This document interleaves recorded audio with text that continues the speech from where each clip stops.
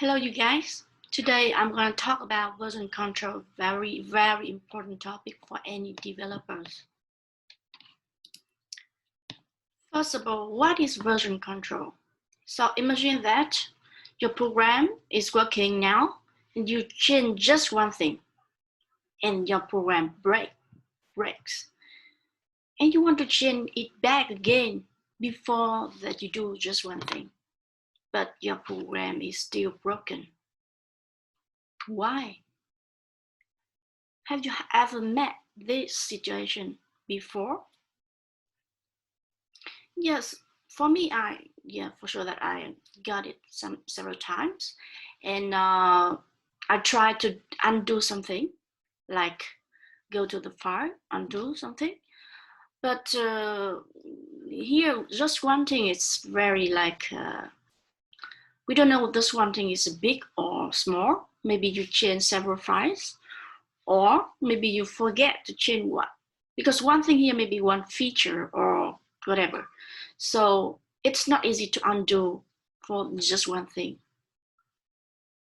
Okay, so another scenario, your program worked well enough yesterday. Okay, so you say, okay, it's enough for me to submit to the for the course, or maybe to present or make a demo. But you want to do some improvements. Try to do it better, make it better. But then, after you do some improvement, it cannot work. It cannot even run. Maybe some improvement, your improvement may make your program cannot work and you can't come back. Your product worked well yesterday. So it's also a problem, right? Another scenario, when you work with your teammate or co-worker, you change one part of a program, it works. Your co-worker, your teammate, change another parts, it still works for him. But when you put together, it doesn't work. Because some change in one part of your co-worker or you may break something in other parts. That is very common situation before in my course when students do in a group, do mini project in a group. So they work separately, and when they make a demo for me, they say that, oh, we cannot put together. I can have my demo in my computer, and my teammate also have another demo for his features or his work, his task. And can we present separately? But I say no, because that is a result. The mini project should be for all teams, only product to present to me, okay? So how to solve that problem? You can use some tools to compare the differences between two files, but it's like only to compare, but you cannot come back to the version. So that is the purpose of version control system. Version control system often called a source code control system that can keep multiple, that is older or newer version of everything. So it's not only source code, but also other resources like image or a file or documents in whatever that necessary for your project. And whenever you change something, you need to comment what did you change, so that you can track the change easily, right? And also they have a check-in and check-out mechanism of the files, so you know which files someone else is working on. And in the version control systems, you also have an integrated tools to check the difference between versions or between files. Yeah. So something like a version control system is all in one, many necessary tools for you to manage the version of the source code and other resources, and also let you work maybe alone, but can manage multiple versions or work with your teammates.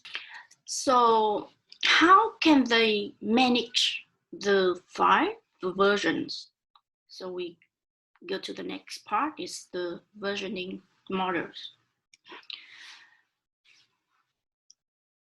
We have two versioning models, the lock, modify, unlock, and copy, modify, merge. Okay, so first go to the lock, modify, unlock.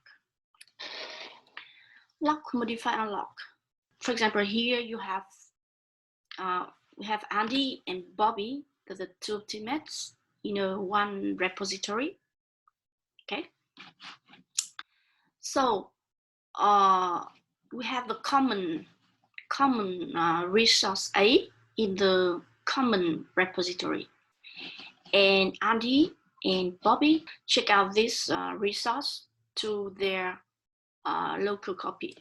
They get the local copy to their workspace. Okay, and then Andy need to edit that resource. So when Andy want to edit the resource A, Andy lock the file A and begins modifying it. Okay. And at that time, Bobby also want to edit that resource, but she can't because there is a lock in that resource.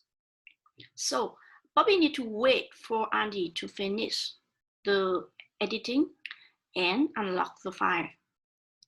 When Andy finish editing the resource A, that is the version of Andy, he commits to the repository, and now in the repository, that is a version of Andy, and now Andy want to edit that resource, but the version of Bobby, that is the original A, and the version in the common repository, that is the version of Andy, is different, right?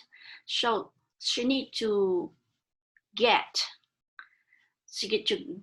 that version first, and then put the lock on that resource and edit in her local copy of the file. Okay.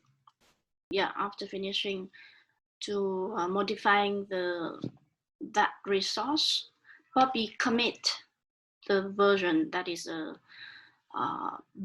merging the version of both Andy and Bobby to the common repository. Finish. And Andy can update that version to his local file to get the last version from the common repository. Okay, so what happened? What happened with this model? Is it easy to maintain the consistency? In this versioning model, you see that we don't have any concurrent editing of multiple members in the project, right? They cannot concurrently edit a resource. It's very easy to maintain the consistency of the common resource.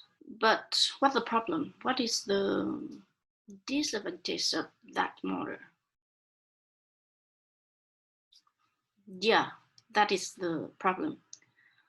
Whenever Bobby wants to edit the same file at the same time with Andy, so if two members want to concurrently edit one resource, so only one can edit, and others need to wait for him or her to complete the editing. So it will reduce the productivity, right? Because we need to wait, and sometimes Andy may take a long time to edit a resource, or even he or she may forget to unlock to the resource or whatever, and many other situations. So it will reduce the productivities, right? But currently, we don't use that model anymore. We use the model copy, modify, merge. Okay. Okay, so let's look at this model. Still the same. Andy and Bobby check out the resource A from the common repository to their local copy, okay, in their workspace. And then if they need to edit the file concurrently at the same time, so they can do it at the same time. Okay, so Andy edit the resource A to Andy version, and Bobby also edit the resource A to Bobby version. For example, if Bobby finish before Andy, she will commit that version to the common repository. And then when Andy finish editing, if he want to commit his version to the repository, he can't do that. Okay, the version that Andy before Andy editing and the version of the repository is different. The version Andy before editing is A, and the version of the repository now is Bobby, is not A anymore. So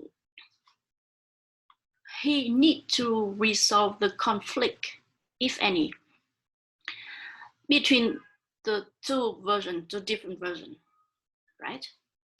So in this case, maybe there is a local conflict, so he need to resolve that conflict before committing his version to the repository. So he need to get or update the last version in the common repository with merge. That means he need to merge the version in the common repository, that is the Bobby version, and his local version, this is Andy version. You need to merge, okay? If there's no conflict, it will automatically merge. But if, for example, Andy deletes this statement, but Bobby edit that statement also, so Andy need to talk with Bobby or look at the source code to do the merge and to decide which version should be used, or maybe do some modification for the merging. And then he now can commit the merged version to the common repository. Okay. And Bobby also can update that version to her local file. Okay. So what happened? What's the problem with that model? Multiple members in a project can edit the same result at the same time. So it will increase the productivities. However, when there is a conflict, so we need to resolve the conflict, and we need to merge, right?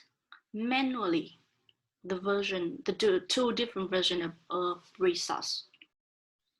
So that is like it's not easy to maintain the consistency. If Andy maybe say, Bobby, what you do? So ignore the Bobby chain and only get the Andy version, for example. So it's like some risk for the merging, right? So that's why for the merging, we also have some rules for the merging. If there is a conflict, and you need to talk to the Bobby to find out the best solution for the merging to resolve the conflict. So that is the case for that model. And because it's like increase the productivity, so that's why now we use this versioning model. And one more things about this, that is about the way you manage the repository. So we have centralized version control. That is, we have only one repository, and each member will have the working copy and commit or update directly to the common repository. That is the centralized version control. So many students say to me that they use the centralized version control, but in fact, they use the distributed version control. So in the distributed version control, you can see here, there are multiple repositories. We have only one remote repository that is a common repository for all the members. However, in each workstation of each member, they will have local repository here.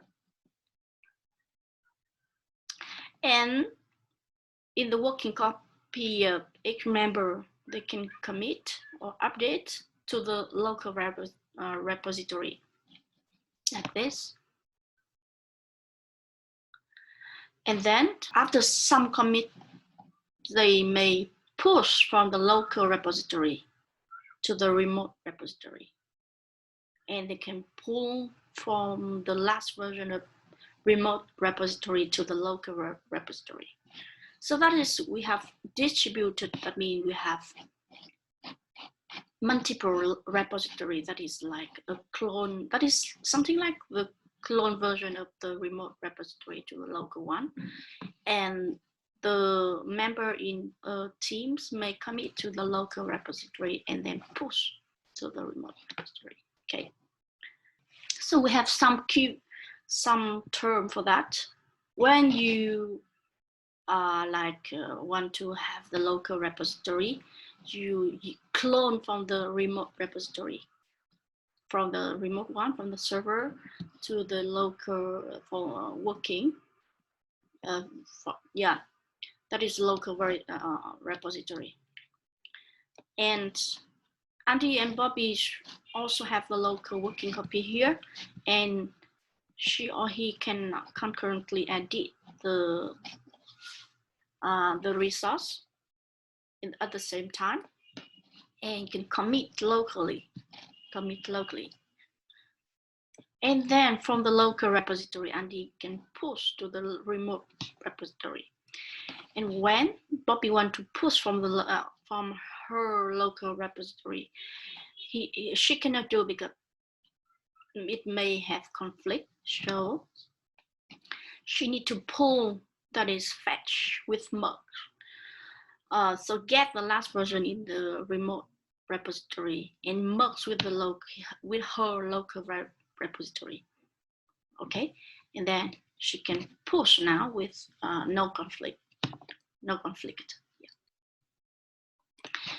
And Andy can pull the last version from the remote repository to the local repository.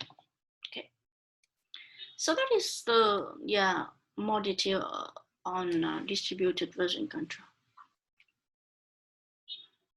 So my question is, what is the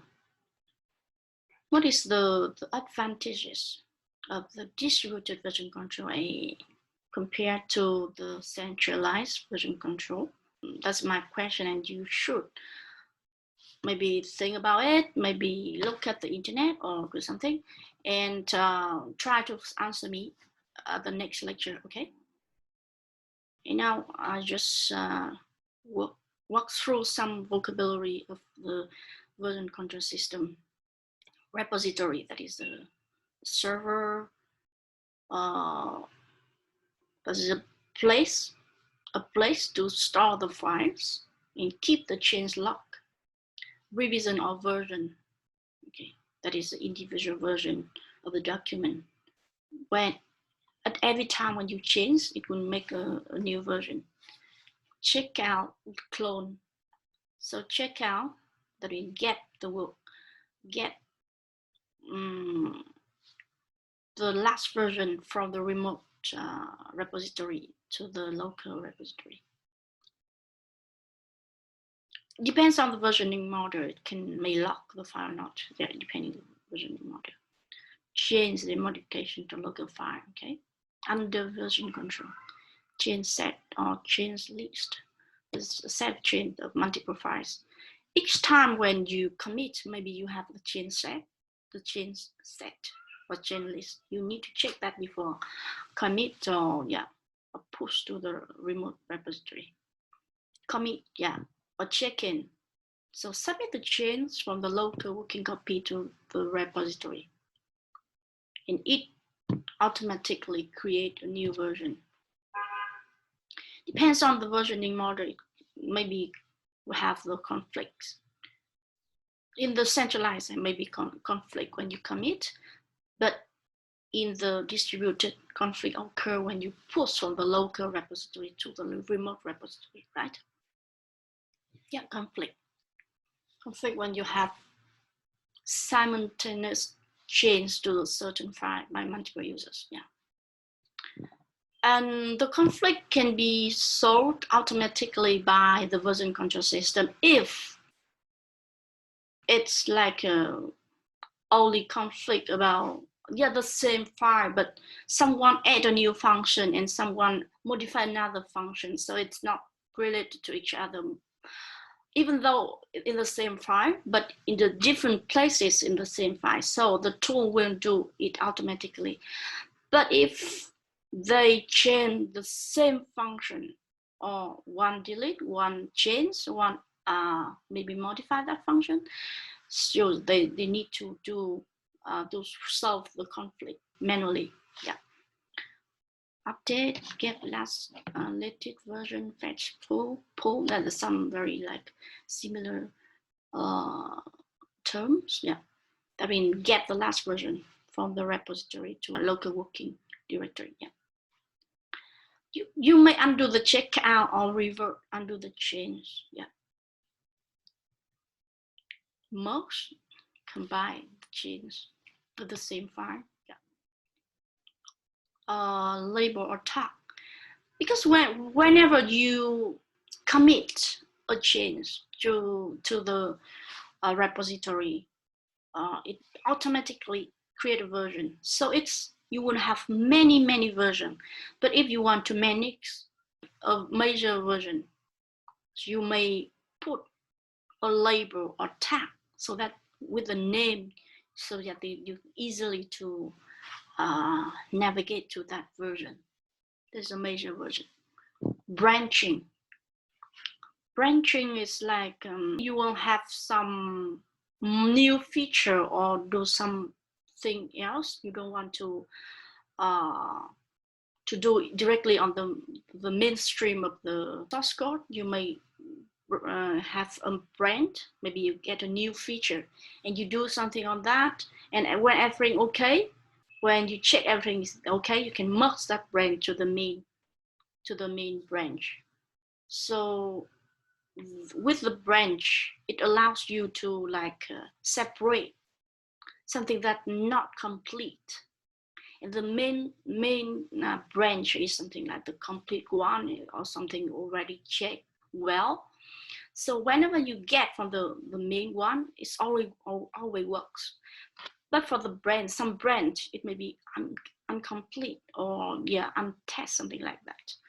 So when everything is okay, you can merge to the main branch. That is the purpose of the branch. Okay, so let's go to the last section in lecture today, that you may have some tools. So you see, central version control and distributed version control. You see, Git is distributed, right? And for me, for example, when I was a student, I used the source code or SVN. So SOSIF or SVN, they are central version control. But now it's very common to use Git. It's a distributed version control. Also, you can use other tools like Mercurial, but it's not as common as Git. So Git, you know, it's free, open source. I think they have a huge community that use Git to manage the version of the source code. So it's very easy for you to use Git to, to manage your source code. And there's some guidelines, so you can see at my slide to do some basic command for the Git, and also in my files, in my guideline for the Git, you may do that in the labs lesson, okay? And you may host your repository, the remote repository, in a server or maybe in the online hosting. So GitHub, that is the hosting I asked you to submit the exercise, the assignment, the labs, and the mini project. So please go there. If you don't have any account, please create one. And following my guideline to submit your result. Okay. Besides GitHub, there are also other hosting sites like Google Code. As I know, Google Code maybe not support now. I think SourceForge. SourceForge is like all the projects are public and open source, and also it's a big hosting site. Yeah, but it's not as common as GitHub for sure, or Codeflake or Bitbucket. So you may choose, maybe start the repository on your own server, or maybe online hosting. But now, normally company, or especially for student, my recommendation is you should use the hosting on online hosting for the version control system. It's very convenient, and yeah, it's cheap. And for students, they are free. Yeah, before GitHub, they only free for open source project, and they need to pay if they want to have private projects. But now they are free for the private project up to 5 members, that I remember. And maybe they have some special policy. They may have some special policy for students, maybe unlimited members, if you prove that you are students, for example. Let's check in the GitHub. Okay, so that is all for my lecture about the version control. Thank you for your listening, and if you have any question, you may raise in my Facebook group of Discuss. Yeah, thank you so much, and see you in next lecture.